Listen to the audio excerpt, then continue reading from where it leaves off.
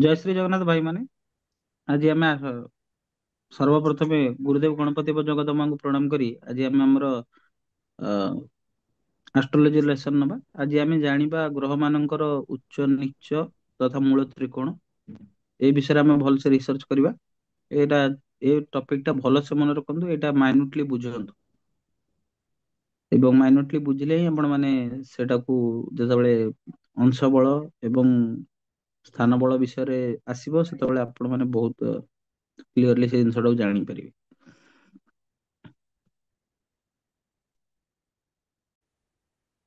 ଉଚ୍ଚ ନୀଚ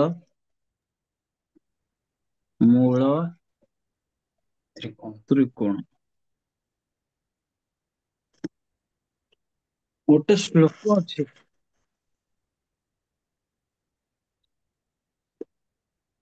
ମେଷେ ରବି ବୃଷେ ଚନ୍ଦ୍ର ମକରେ ମେଦିନୀ ସୁତ ଦିନି ସୁତ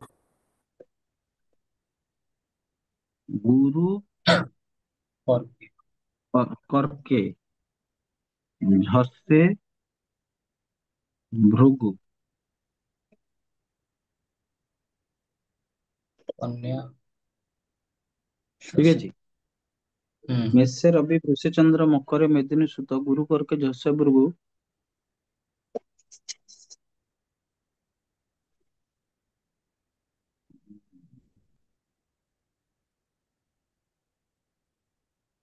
କନ୍ୟାୟାଂ ଶଶୀ ପୁତ୍ରଶ୍ଚ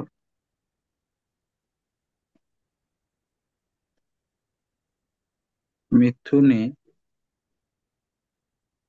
ସିଂହିକା ସୁତ। ସୁତ। ଠିକ ଅଛି। ମେଷ ଶନି ରାଶିରେ ତୁଳା ରବି, ବୃଷ ରାଶିରେ ଚନ୍ଦ୍ର, ମକର ରାଶିରେ ମେଦିନୀ ସୁତ ମାନେ ମଙ୍ଗଳ, ଗୁରୁ କର୍କଟ ରାଶିରେ ଝସେ ମାନେ ଝସ ଶବ୍ଦର ହଉଛି ଏଟା ହେଲା ମୀନ, ହୁଁ ମୀନ ରାଶି। ଭୃଗୁ ମାନେ ଶୁକ୍ର ମହାରାଜ। କନ୍ୟା ଶଶୀ ପୁତ୍ରଶ୍ଚ, କନ୍ୟାର ଶଶୀ ପୁତ୍ର ମାନେ ବୁଧ। ହୁଁ ମିଥୁନେ ସିଂହିକା ସୁତ, ସିଂହିକା ସୁତ ମାନେ ରାହୁ ମହାରାଜ। ଠିକ ଅଛି। ଇଏ ହେଲା ତାଙ୍କର ଗୋଟେ ଶ୍ଲୋକ। ବର୍ତ୍ତମାନ ଆମେ ସେଟାକୁ ଶନି ତୁଳାୟା ଟା ରହିଗଲା। ହଁ ଶନି ତୁଳାୟାଂ ଉଚ୍ଚ, ହଁ ଶନି ତୁଳାୟାଂ ଉଚ୍ଚ, ଏଇଟା ଦେଖିଦବା, ଏଇଠି କରିକି ଦେଖିଦବା। ଆଜ୍ଞା। ହୁଁ ଏଇଟା ମେଷ ରାଶି, ହୁଁ ଏଇଟା ବୃଷ, ଏଇଟା ମିଥୁନ, ମିଥୁନ, କର୍କଟ, କ- ସିଂହ, କନ୍ୟା, ତୁଳା, ବିଛା, ଧନୁ, ମକର, କୁମ୍ଭ, ମୀନ। ଏଇଠି ରବି ଉଚ୍ଚ। ଯିଏ ଯୋଉଠି ଉଚ୍ଚ ତାର ଠିକ ସେଭେନ୍ଥ ହାଉସ ରେ ସେ ନିଚ। ତାହେଲେ ରବି ନିଚ କୋଉଠି ହେଲେ? ତୁଳା ତୁଳାରେ ରବି ନିଚ। ଏଇଠି ଶନି ଉଚ୍ଚ, ତାହେଲେ ଶନି ନିଚ କୋଉଠି ହେଲେ? ନାଇଁ ମେଷରେ। ମେଷ। କ୍ଲିୟର। ହୁଁ ମକର ରାଶିରେ କିଏ ଉଚ୍ଚ ହେଲେ? ମଙ୍ଗଳ। ତାହେଲେ କର୍କଟ ରାଶିରେ ମଙ୍ଗଳ କଣ ହେବେ? ନିଚ। ହୁଁ କର୍କଟ ରାଶିରେ ଯଦି ଗୁରୁ ଉଚ୍ଚ ହେଲେ, ତାହେଲେ ହୁଁ ଗୁରୁ ନିଚ ହେବେ କୋଉଠି? ମକର ରାଶିରେ। ଠିକ ଅଛି। କନ୍ୟା ରାଶିରେ ବୁଧ ଉଚ୍ଚ ହେଲେ, ତାହେଲେ ବୁଧ ନିଚ କୋଉଠି ହେବେ? ନା ମୀନ ରାଶିରେ। ମୀନରେ ମୀନ ରାଶିରେ ଶୁକ୍ର ଉଚ୍ଚ ହେଲେ, ତାହେଲେ ଶୁକ୍ର ନିଚ କୋଉଠି ହେବେ? ନା କନ୍ୟା ରାଶିରେ। କ୍ଲିୟର। ଆରେ କ୍ଲିୟର ନା ନାଇଁ? ହୁଁ ହୁଁ ମିଥୁନ ହଁ ରାଶିରେ ରାହୁ ଉଚ୍ଚ ହେଲେ, ହୁଁ ରାହୁ ନିଚ କୋଉଠି ହେବେ? ନା ଧନ ଧନୁ ରାଶିରେ। ଆଉ କାହାକୁ ଆଉ ଚନ୍ଦ୍ର ଯଦି ବୃଷ ରାଶିରେ ଉଚ୍ଚ ହେଲେ, ତାହେଲେ ନିଚ କୋଉଠି ହେବେ? ବିଛା ରାଶିରେ। ବିଚାର କ୍ଲିୟର। ହୁଁ ହୁଁ ଏଇ ଜିନିଷ ଟା କ୍ଲିୟର ହେଲା କି? ହୁଁ ହୁଁ ବାସ୍। ବର୍ତ୍ତମାନ ଆଉ ଗୋଟେ ନେକ୍ସଟ ପଏଣ୍ଟ ହେଲା, ରବି ମେଷରେ କେତେରେ ଉଚ୍ଚ? କେତେଟି ରବି ମେଷରେ 1 ଡିଗ୍ରୀରୁ 10 ଡିଗ୍ରୀ ଭିତରେ ଉଚ୍ଚ, 10 डिग्री। हम्म। ଏବଂ 10 ଡିଗ୍ରୀ ହଉଛି ତାଙ୍କର ପରମ ଉଚ୍ଚ। ଠିକ ଅଛି। हम्म। ତାହେଲେ ରବି ତୁଳାରେ 1 ଡିଗ୍ରୀରୁ 10 ଡିଗ୍ରୀ ପର୍ଯ୍ୟନ୍ତ ନିଚ ଏବଂ 10 ଡିଗ୍ରୀ यस। ପରମ ନିଚ। हम्म। କ୍ଲିୟର ନା? Yes yes. ତାପରେ ଆସିଲେ ଚନ୍ଦ୍ର। ଚନ୍ଦ୍ର हम्म। ବୃଷରେ 1 ଡିଗ୍ରୀରୁ 3 ଡିଗ୍ରୀ ପର୍ଯ୍ୟନ୍ତ ଉଚ୍ଚ, ଆଉ 3 ଡିଗ୍ରୀ ହେଲେ ପରମ ଉଚ୍ଚ। हम्म। ତାହେଲେ ଚନ୍ଦ୍ର ବିଛା ରାଶିରେ 1 ରୁ 3 ଡିଗ୍ରୀ ଯାଏ ନିଚ ଏବଂ हम्म। 3 ଡିଗ୍ରୀରେ ପରମ ନିଚ। हाँ। ମଙ୍ଗଳ ମକରରେ 1 ଡିଗ୍ରୀରୁ 28 ଡିଗ୍ରୀ ଯାଏଁ ଉଚ୍ଚ ଏବଂ 28 ଡିଗ୍ରୀ ହେଲା ପରମ ଉଚ୍ଚ। अच्छा। ତାହେଲେ ମଙ୍ଗଳ ମକରରେ, ମକର କୋଉ ଲେଖିଲି, କଣ ସେଟା କହନ୍ତି, कर्कट। ମଙ୍ଗଳ कर्कट। କର୍କଟରେ 1 ଡିଗ୍ରୀରୁ 28 ଡିଗ୍ରୀ ଯାଏଁ ନିଚ ଆଉ 28 ଡିଗ୍ରୀ ପରମ ନିଚ। କ୍ଲିୟର? यस। ତାହେଲେ ବୁଧ କନ୍ୟାରେ 1 ଡିଗ୍ରୀରୁ 15 ଡିଗ୍ରୀ ଯାଏଁ ଉଚ୍ଚ ଏବଂ ମୀନରେ, ଏବଂ 15 ଡିଗ୍ରୀ ହଉଛି ପରମ ଉଚ୍ଚ। हम्म। ମୀନରେ କଣ ନା 1 ଡିଗ୍ରୀରୁ ବୁଧ ମୀନରେ हम्म। 1 ଡିଗ୍ରୀରୁ 15 ଡିଗ୍ରୀ ଯାଏଁ ନିଚ ଏବଂ 15 ଡିଗ୍ରୀ ପରମ ନିଚ। यस। ସେମିତି ଗୁରୁଦେବ ବୃହସ୍ପତି କର୍କଟରେ 1 ଡିଗ୍ରୀରୁ 5 ଡିଗ୍ରୀ ଯାଏଁ ଉଚ୍ଚ, 5 ଡିଗ୍ରୀ ପରମ ଉଚ୍ଚ। हम्म। ଠିକ ଅଛି। हम्म। ସେଇଥିପାଇଁ ଗୁରୁଦେବ ମକରରେ 1ରୁ 5 ଡିଗ୍ରୀ ଯାଏଁ ନିଚ, 5 ଡିଗ୍ରୀ ପରମ ନିଚ। କ୍ଲିୟର? हम्म। ତାପରେ ଶୁକ୍ର ମହାରାଜ ମୀନରେ 1 ଡିଗ୍ରୀରୁ 27 ଡିଗ୍ରୀ ଯାଏଁ ଉଚ୍ଚ ଏବଂ 27 ଡିଗ୍ରୀ ପରମ ଉଚ୍ଚ, ଏବଂ ଶୁକ୍ର ମହାରାଜ କନ୍ୟାରେ 1 ଡିଗ୍ରୀରୁ 27 ଡିଗ୍ରୀ ଯାଏଁ 27 डिग्री। ନିଚ ଏବଂ 27 ଡିଗ୍ରୀ ପରମ ନିଚ। हम्म। ଠିକ ଅଛି ନା? हम्म। ଶନି ମହାରାଜ ତୁଳାରେ 1 ଡିଗ୍ରୀରୁ 20 ଡିଗ୍ରୀ ଯାଏଁ ଉଚ୍ଚ अच्छा। ଏବଂ 20 ଡିଗ୍ରୀ ପରମ ଉଚ୍ଚ। परम। ତାହେଲେ ଶନି ମେଷରେ 1 ଡିଗ୍ରୀରୁ 20 ଡିଗ୍ରୀ ଯାଏଁ ନିଚ ଏବଂ 20 ଡିଗ୍ରୀ ପରମ ନିଚ।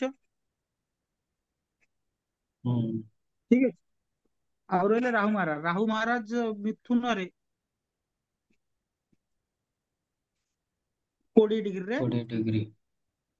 ଉଚ୍ଚ, अच्छा। 1ରୁ 20 ଡିଗ୍ରୀ ଭିତରେ ଉଚ୍ଚ। ଠିକ ଅଛି। ତାହେଲେ 20 ଡିଗ୍ରୀ ହେବ ପରମ ଉଚ୍ଚ। हम्म। ତାହେଲେ ରାହୁ ଧନୁରେ 1 ଡିଗ୍ରୀରୁ 20 ଡିଗ୍ରୀ ଯାଏଁ ନିଚ ଏବଂ हम्म। 20 ଡିଗ୍ରୀ ପରମ ନିଚ। ଏତିକି କ୍ଲିୟର ହେଇଗଲା କି? हम्म।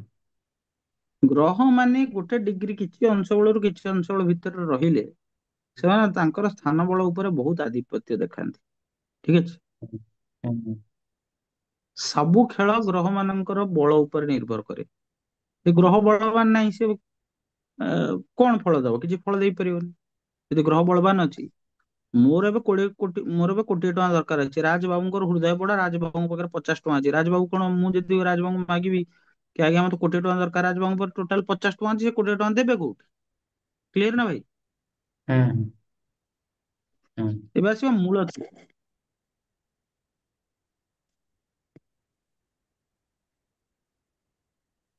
ମୂଳ ତ୍ରିକୋଣ ମାନେ କଣ? ଦେଖ, ଆମେ ଗ୍ରହ ମାନଙ୍କୁ ଦି ଭାଗରେ ବିଭକ୍ତ କରୁଛେ, ଗୋଟେ ହେଲେ ରବି ମାନେ ଦେବଗ୍ରହ, ଆଉ ଦାନବ ଗ୍ରହ। ଦେବଗ୍ରହରେ କିଏ କିଏ ରହିଲେ? ରବି, ମଙ୍ଗଳ, ଗୁରୁ ଏବଂ ଚନ୍ଦ୍ର। ଦାନବ ଗ୍ରହରେ କିଏ କିଏ ରହିଲେ? ଶନି, ଶୁକ୍ର, ରାହୁ, କେତୁ। ଆଉ ବୁଦ୍ଧ ମହାରାଜ ମଝିରେ ରହିଲେ, ୟାଙ୍କର ଏ ଦି ଜଣଙ୍କର ସହିତ ଭଲ, ଆଉ ବୁଦ୍ଧ ମହାରାଜଙ୍କର ସବୁ ରାକ୍ଷସଙ୍କ ସହିତ ଭଲ। କ୍ଲିୟର ନା? ହୁଁ ହୁଁ ହୁଁ ଏବେ ଏଇଠୁ ଛୋଟ କୁଣ୍ଡଳୀରୁ ବୁଝି ଯାଆନ୍ତୁ ଆପଣ ମାନେ। ରବିଙ୍କର ଉଚ୍ଚ ରାଶି କୋଉଟା ହେଲା? ମେଷ ହେଇଗଲା ଉଚ୍ଚ ରାଶି। ମେଷ। ହୁଁ ଆଉ ତାଙ୍କର ମୂଳ ତ୍ରିକୋଣ ତାହେଲେ କୋଉଟା ହବ? ସିଂହ। ହୁଁ ସିଂହ ରାଶିରେ, ସିଂହ ରାଶିଟା ହଉଛି ରବିଙ୍କର ମୂଳ ତ୍ରିକୋଣ। ହୁଁ ତାହେଲେ ସିଂହ ରାଶିର ମୂଳ ତ୍ରିକୋଣରେ କେତେ ଡିଗ୍ରୀ ନା 20 ଡିଗ୍ରୀ? 20 ଡିଗ୍ରୀରେ, 20 ଡିଗ୍ରୀ ଭିତରେ ଥିଲେ ତାଙ୍କର ମୂଳ ତ୍ରିକୋଣରେ ସେ ବହୁତ ପାୱାରଫୁଲ ହେଇଯାଆନ୍ତି। ଠିକ ଅଛି। ହୁଁ ହୁଁ ଚନ୍ଦ୍ର କୋଉଠି ଉଚ୍ଚ? ନା ବୃଷରେ, ହୁଁ 0 ରୁ 3 ଡିଗ୍ରୀ ପର୍ଯ୍ୟନ୍ତ। ହୁଁ ତେଣୁ ଚନ୍ଦ୍ର ବୃଷରେ 3 ଡିଗ୍ରୀରୁ ଟିକେ ଅଧିକା ରୁ 30 ଡିଗ୍ରୀ ପର୍ଯ୍ୟନ୍ତ, ସେଇଟା ହଉଛି ତାଙ୍କର ମୂଳ ତ୍ରିକୋଣ। ଠିକ ଅଛି ନା? ଆଚ୍ଛା। ମଙ୍ଗଳ ର ମୂଳ ତ୍ରିକୋଣ କୋଉଟା ହବ? ନା ମେଷ ରାଶି ହଉଛି ମଙ୍ଗଳଙ୍କର ମୂଳ ତ୍ରିକୋଣ। କେତେ ଡିଗ୍ରୀ? 20 ଡିଗ୍ରୀ। କ୍ଲିୟର ନା? ହୁଁ ବୁଦ୍ଧଙ୍କର ଉଚ୍ଚ ରାଶି କୋଉଟା? କନ୍ୟା। ହୁଁ କନ୍ୟା। ବୁଦ୍ଧ କନ୍ୟାରେ 15 ଡିଗ୍ରୀ ଭିତରେ ଉଚ୍ଚ। ହୁଁ ବୁଦ୍ଧ କନ୍ୟାରୁ ଠିକ 15 ଡିଗ୍ରୀରୁ ଟିକେ ଅଧିକାରୁ, ଠିକ ଅଛି ନା, ହୁଁ 25 ଡିଗ୍ରୀ ଭିତରେ, ସେଟା କନ୍ୟା ରାଶି ହଉଛି ତାଙ୍କର ମୂଳ ତ୍ରିକୋଣ। ଠିକ ଅଛି। ହୁଁ ବୃହସ୍ପତି ଦେବ ଧନୁ ରାଶିରେ, ଧନୁ ରାଶି ହଉଛି ବୃହସ୍ପତିଙ୍କର ମୂଳ ତ୍ରିକୋଣ। ଏବଂ ହୁଁ କେତେ ଅଂଶରୁ କେତେ ଅଂଶ ଭିତରେ ରହିଲେ? ନା 10 ଡିଗ୍ରୀ ଭିତରେ ରହିଲେ, ତାହେଲେ ସିଏ ମୂଳ ତ୍ରିକୋଣର ପାୱାରଫୁଲ ହେଇଗଲେ। ଶୁକ୍ର ମହାରାଜ ତୁଳାର, ତୁଳା ରାଶି ହଉଛି ଶୁକ୍ର ମହାରାଜଙ୍କ ମୂଳ ତ୍ରିକୋଣ। ଏଠି ସେ 15 ଡିଗ୍ରୀ ଭିତରେ ରହିଲେ ତାଙ୍କର ମୂଳ ତ୍ରିକୋଣ ହୁଏ। ହୁଁ ଠିକ ଅଛି। ଶନି ମହାରାଜ ଏଇ କୁମ୍ଭ ରାଶିରେ ତାଙ୍କ ମୂଳ ତ୍ରିକୋଣ। 20 ଡିଗ୍ରୀରେ ତାଙ୍କର ସେଟା ହବ ମୂଳ ତ୍ରିକୋଣ। ଠିକ ଅଛି। ହୁଁ ତ ଏଇଟା ଥିଲା ସବୁ ରାଶିାଂଶ ମାନଙ୍କର, ଗ୍ରହ ମାନଙ୍କର ଉଚ୍ଚ ନିଚ ତଥା ମୂଳ ତ୍ରିକୋଣର ଜ୍ଞାନ। ଏଇଟା ବହୁତ ଛୋଟ ଟପିକ, କିନ୍ତୁ ସବୁବେଳେ ଏଇଟାକୁ ୟା ଉପରେ ବେଶ କରିକି ହିଁ ସବୁ କିଛି କରାଯାଏ। କାହିଁକି ନା ସ୍ଥାନ ବଳ ଏଠି ବହୁତ ମାୟନେ ରଖେ। ହୁଁ ଗ୍ରହ ବଳବାନ କି ବଳବାନ ନୁହଁ, ସେଇଟା ବହୁତ ମାଇନେ ରଖେ। ତେଣୁ ଏଇଟା ଗୋଟେ ଥିଲା ସମ୍ୟକ ଛୋଟ ଧାରଣା। ଏଇଟାକୁ ମନେ ରଖିବାକୁ ପଡିବ। ଏହାର କୌଣସି ସଲ୍ୟୁସନ ନାହିଁ ବା ଇଏ ନାହିଁ, ଆକୁ ଆପଣ ମାନଙ୍କୁ ମନେ ରଖିବାକୁ ହିଁ ପଡିବ। ୟାକୁ ଯଦି ଆପଣ ମନେ ନ ରଖିବେ, ତାହେଲେ ଆପଣଙ୍କର ମାନେ ସେତିକିଟା ବୌଦ୍ଧିକ ଜିନିଷ ଆପଣ ଜାଣିପାରିବେ ନାହିଁ। କ୍ଲିୟର ନା ଭାଇ? ହୁଁ ଇଏ ଇଏ ସେସନ ଆହୁରି ଚାଲିବ, କାହିଁକିନା ସ୍ଥାନ ବଳ ଉପରେ ଆମେ ବହୁତ ଭଲ ଭାବରେ କହୁଛେ। ଏଇ ଜିନିଷଟାକୁ ମନେ ରଖିକି ଯେତେ ଶୀଘ୍ର ମନେ ରଖିବ, ସବୁ ବହିରେ ଆଭେଲେବୁଲ ଅଛି। ଏଇଟା ଖାଲି ଗୋଟେ ସିରିଏଲ କରିକି ଜାଣେଇଲି କି ଏଇଟା ଆପଣ ମାନେ ଭଲସେ ମନେ ରଖନ୍ତୁ। ଠିକ ଅଛି। ତ ହୁଁ ଆଜିର ସେସନ ପାଇଁ ଏତିକି। ସମସ୍ତଙ୍କୁ ଜୟ ଶ୍ରୀ ଜଗନ୍ନାଥ। ଜୟ ଶ୍ରୀ ରାମ।